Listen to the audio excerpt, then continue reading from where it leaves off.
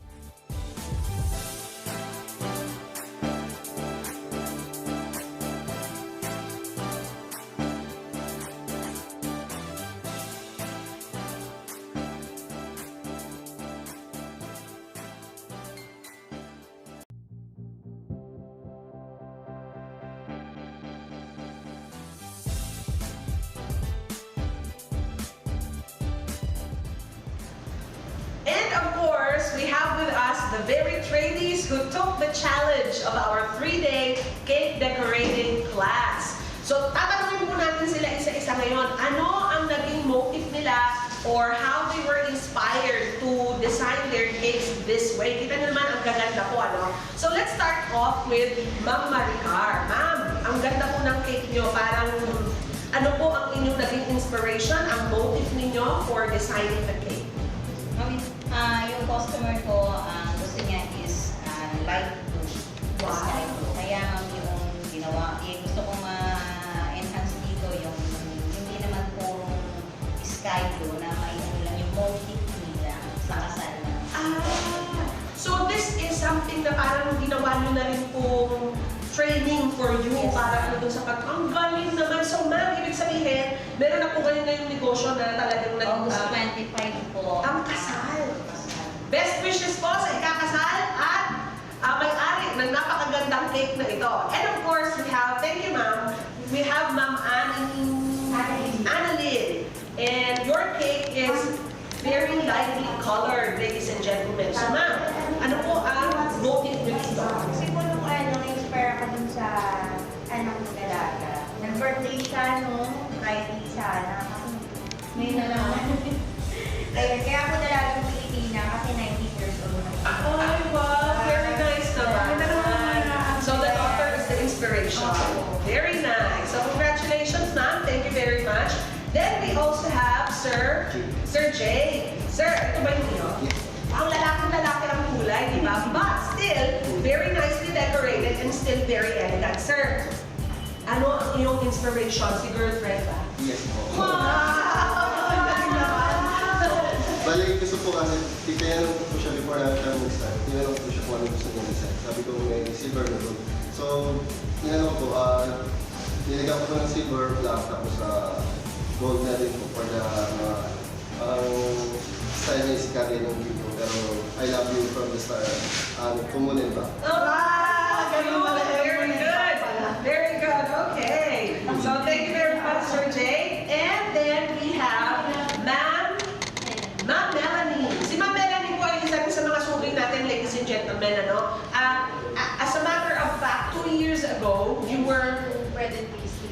assessment mismo yun, ma'am. MC2 Bread and Pastry Production kung saan po napag-aralan ni Ma'am Melanie yung pagbe-bake ng cake. Ngayon naman, pagde-decorate. Ayan, ma'am. Sige, pakishare po sa amin Ito po yung motive. sa- This one here. Dahil favorite ko po ang pink. Okay. So, pink marble na cake. Then, nag-ano lang po ako ng contrasting color niya. Parang plain pink. Okay. Very nice too. No? Although, pareho silang light, nag-complement yung color nila kasi parang daytime color na napaka-lively at the same time.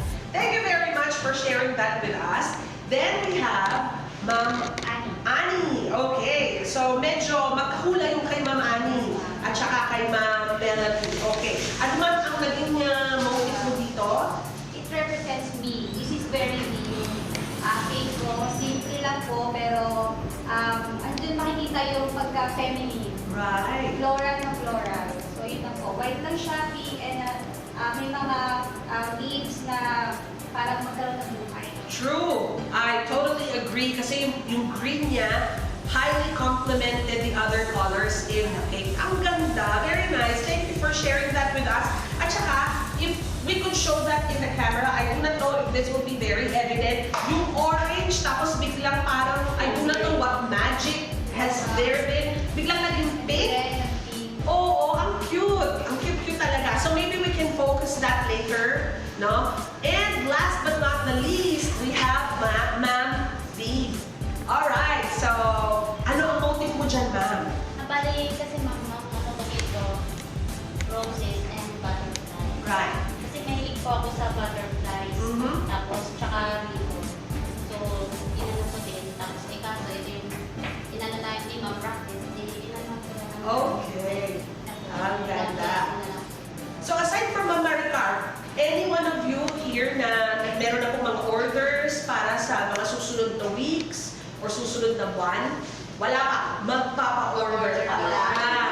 So ladies and gentlemen, of course, if you are watching our YouTube channel at this very moment, I know you would like to give these ladies and gentlemen a big round of applause for a job well done. So thank you very much, guys, for having us on your screens today. This is hosted by Tina, and I know a lot of you are asking, we always put on the details, the links for Standard Culinary and Technical Skills Training Center and our FB pages. Please subscribe and like para po lagi kayo makakasunod sa aming contents. Once again, thank you very much. And it was a pleasure having you all. Of course, Chef Irish Pagcaliwangan. What will follow is the awarding of their certificates. This is hosted by Tina Tada.